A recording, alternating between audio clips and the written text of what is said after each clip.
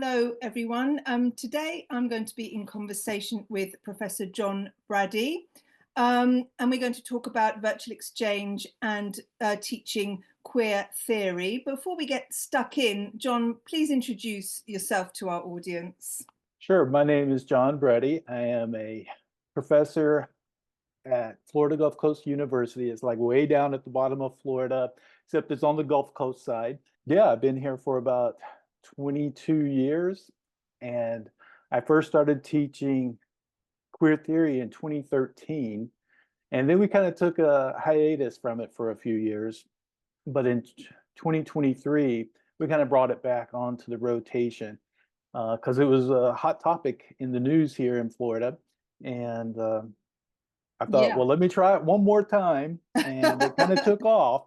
So, so yeah, that's a little bit about me. What is queer theory? Before we get into the virtual exchange aspect, what is teaching? What is queer theory and what does it consist of?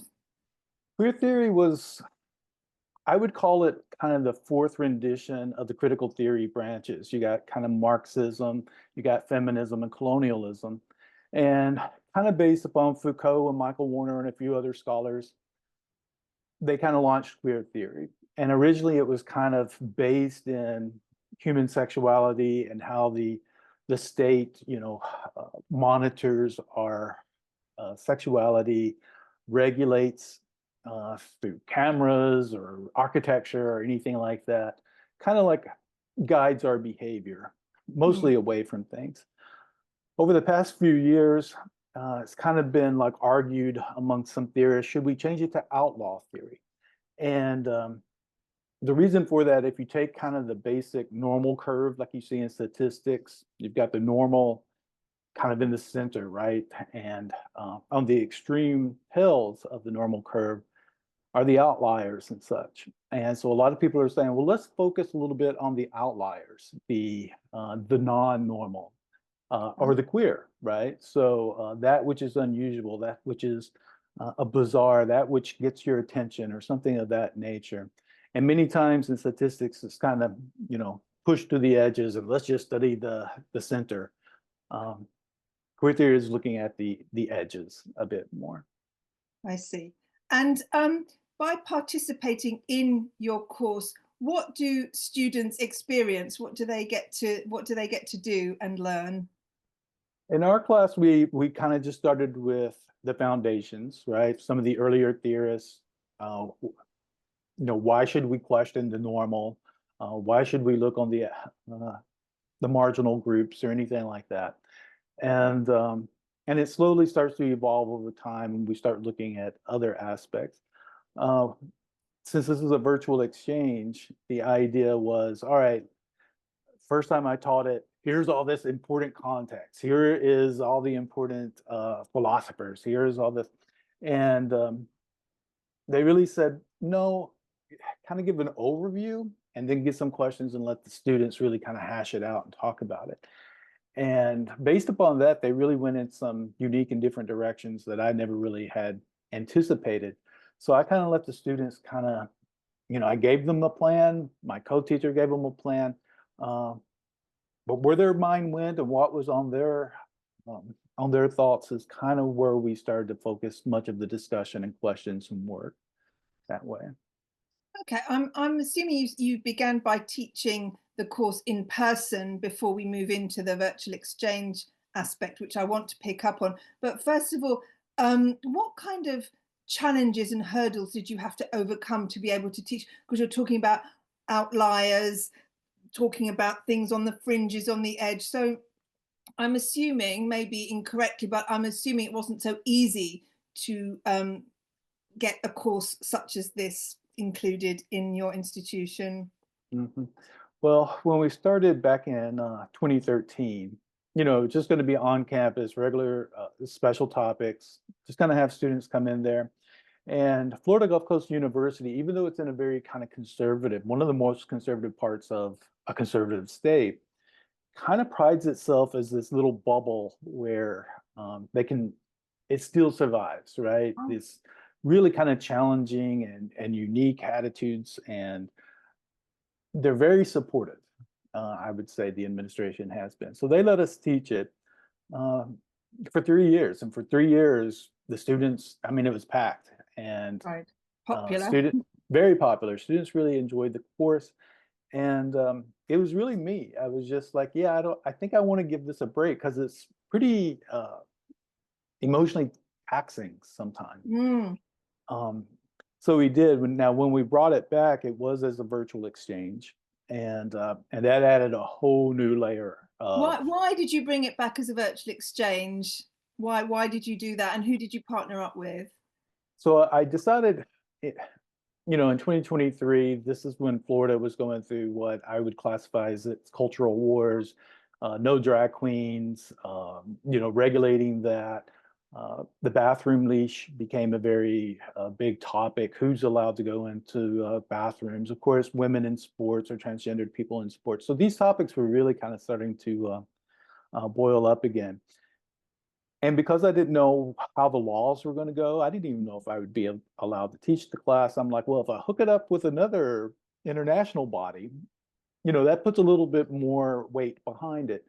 And so I reached out to a friend of mine down in Brazil at the University of Brasilia.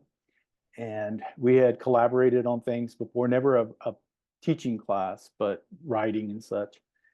They were stressed out down in Mm. Brazil. And I'm like, you want to do this? And she's like, I'm so worn out about this fight and such. But yeah, I do. I think it's going to be important. So we brought her on, and the university decided, let's kickstart it and see how it goes. And then it got more popular, and then Bergen reached out in Norway, and they want to do it. And in the future, we're all going to try to weave it together into one Mm. cohesive class and see what happens in the fall. So you were saying that making it into virtual exchange adds, of course, it's a whole lot of work. So tell me how you managed to transform this into a virtual exchange. What did it entail? The first time it was just kind of trial and error. Yes, I, most of these things start out that yeah, I way. mean, we had just come off the kind of COVID, and we were rebounding from that. And all the professors here have learned how to go online and teach a class online. Hmm. So my fear of just being online kind of subsided somewhat. The surprising difficulties was time, trying to make Yes. sure that their time schedule, and we missed daylight savings time. They have it a different one down there. And one time I was in class, I was like, "Where's Brazil? Like nobody from Brazil is here." Yeah. And Classic. classic, absolutely. We really had to watch for parity, like technological parity. And we really had to do a lot of writing about security, student security. How are they going to keep their IDs secure? How are they going to keep the grades secure? If we're allowing another institution in a foreign country to have access to our, basically our internet, classroom internet software and hardware and everything, is it safe? And then one thing that kind of surprised me that I didn't really realize was a lot of students were stressed out and stressed out for safety reasons. So we really had to say, all right, how are we keeping the students safe? Because we had them in the classroom, and the other classroom would zoom in and such, and they were in their classrooms. And of course they were safe, and the university is very safe, and campus is safe. But it was just kind of this feeling of we were exposed, right? Mhm. And and it was something like even the classroom has this huge, gorgeous window, but the students felt like they were kind of in this fishbowl. And we recently had some school shootings and such, which seems to be happening in the United States. And this was a surprising thing that I didn't think students would talk about their own safety in the classroom. And they really kind of zeroed in on that. The same thing down in Brazil that they kind of found, like in Brazil, they didn't want to turn their cameras on. And I was like, we're trying to communicate. Let's turn the How cameras did on. you overcome that then? Because it's very impossible to do a virtual exchange if you don't turn your cameras on and you don't get to know each other. That collaborative element is really difficult, and that trust, because you need to have trust to collaborate. How did you overcome these difficulties then? We accommodated it because some students, And Lily down in Brazil, she was saying a lot of students don't want to turn their cameras on because they feel like there's social inequality, that many of the students down in Brazil did not even have a home computer. And Right. one of the really great things that Brasilia did is, since they were kind of closed down for COVID or rebounding from COVID, they allowed their laboratory computers to be sent to the students to their homes and such. And I Wow. mean, that's how much they really worked with us on Yeah. this. That's a lot of Um, work, isn't that it? is a lot of work. And so they really kind of like, I mean, students did, pop up and everything like that. There was a few students that did, and they were always kind of regular participants and chatting. But a lot of them let their cameras off, and I just kind of allowed that. For Mm, the second time with the University of Bergen, they had their cameras on the whole time. mm. And what did the collaboration, how were the students collaborating? What were they, what did you require them to do during this project? Mm. Well, mostly we just, a little bit of group work. At the very end, we had what was called the Queer Carnival, or Carnaval, if you want to add the Brazilian term. And it was supposed to be this festive celebration. You know, have a carnival booth where you can kind of celebrate like queer health, for instance, or performant gender or something like that. And they kind of did that. Um, so that was fun and exciting. A few of them had, little camera blips and such, and some of them Mm, had podcasts. And for the second one, Norway has the National Queer Archives there in Bergen, and so we did, all right, students come up with something to go into the actual queer archives of Europe, and they had a lot of fun doing that. mhm. So I think it was just like, yeah, this is going to go into a collection somewhere, and it's going to be, my work is going to be saved for as long as this collection is in Norway. And they really kind of stepped up their game. They got more creative. They interacted. They really took each other's perspectives into account a whole lot more.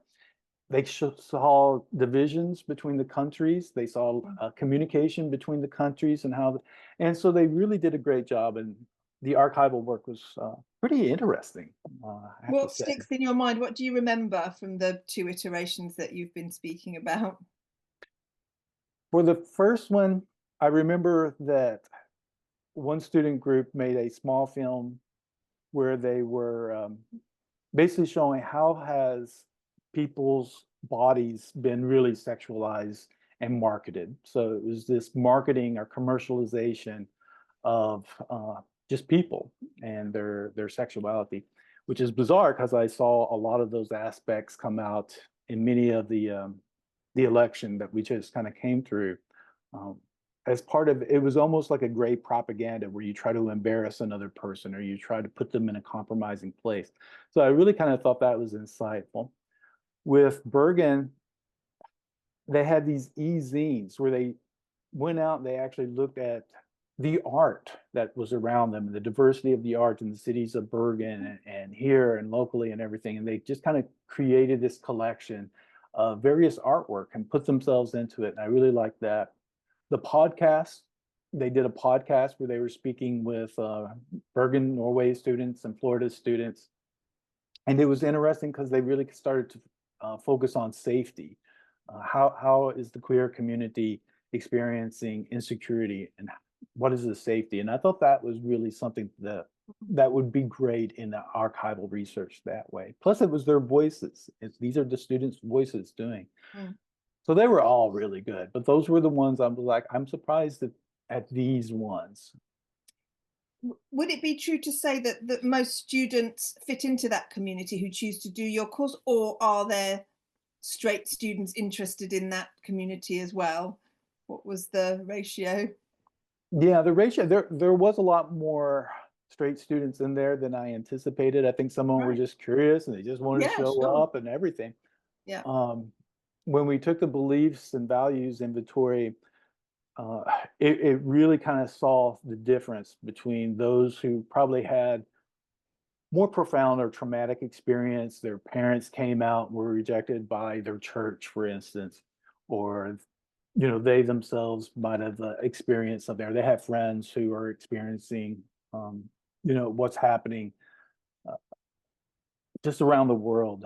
Mm. Uh, but some of them, talked about their own lives, and it was very personal to them, their coming out stories or their struggles. Or we had at least 2 or 3 transgendered students in there, and they felt attacked pretty much all the time. I mean, it was Right. constant attack against them. So Did you have any tricky moments, any controversial moments? Yeah, what happened? mhm. Can you share what happened and how it was dealt with? Because in virtual exchange, of course, the idea is to try and encourage students out of their comfort zones and confront beliefs or other ideas without necessarily, of course, you're not trying to change anyone's ideas, but it's about acceptance and understanding. So of course conflict sometimes comes into the equation, doesn't it? Both classes in Norway and Brazil, and also here in Florida, their favorite reading was Queering the Crip and Cripping the Queer, which was talking about, like, how do we uh, place victimization on other people, and what happens if they accept that. And all the classes, really, that was probably one of their most standout readings. Lots of discussion, lots of talking about it. Another one was, I think it was Andrea Longchu's article, My Vagina Won't Make Me Happy, where, a transgendered person has a sex change operation and basically is somewhat critical of it. And it's like, having this done is not going to suddenly bring me happiness. Mm. I'm going to have a new set of problems to deal with and overcome.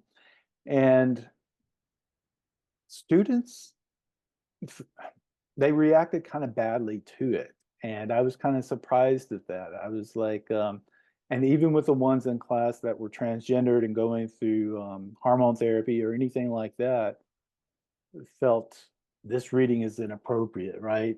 We shouldn't be, Right.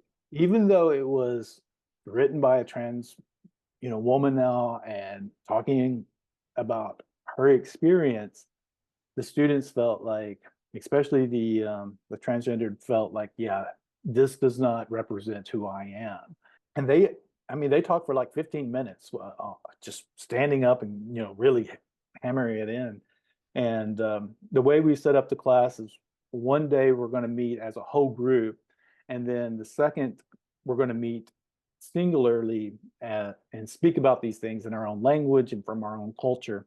And that's when we kind of came back and reframed it somewhat Mm. and say, well, what are the new scripts? What are the new ways that we are handling this? So it became productive, but in the moment, it was Mm. quite controversial. Yeah.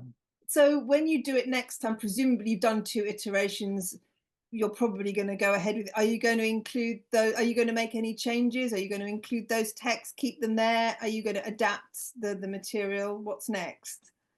I think every time we teach it, we do change some of the readings. And so the ones that, I mean, are canon and they're base and they're like Foucault and everybody like that, we're going to keep those. They need to have the original base. Um, but yeah, we'll probably change some of the later. I was talking to Dr. Jagerstrip from Norway. I'm like, are we going to keep this? My vagina won't make me happy. And she's like, yeah, but I think if now that we know how people may respond, we may frame it differently or approach it differently. Um, Hmm.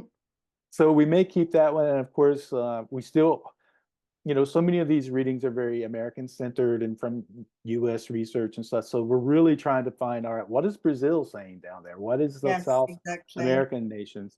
Uh, what is Scandinavia? What are they Yes. going through? So bringing in more of the international readings and perspective is probably Hmm. what will change.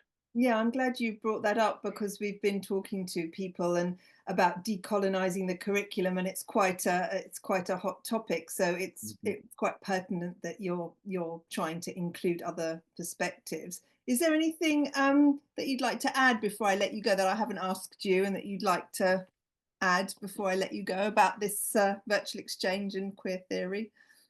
I will kind of say this because Florida law said, all right, you have to, kind of show the scientific aspects of things.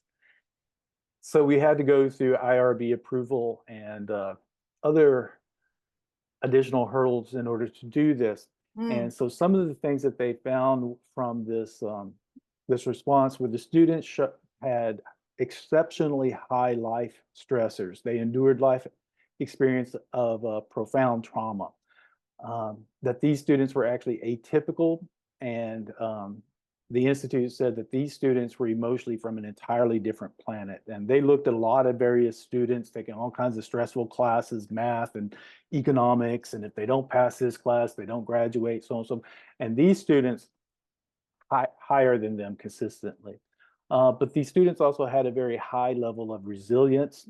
They have a sense of sludging through life, and still trying to overcome. They just don't give up was kind of the impressions that were kind of taken away. And it also showed that the class really did increase internal processing and understanding of complex behaviors and really enhancing their communication styles. I mean, that mm, was a very clear thing. They did learn to speak. Um, they checked them. The American students checked themselves. We don't always realize as Americans, we are the first to talk and sometimes the last to talk, and we put our emphasis in there all the time.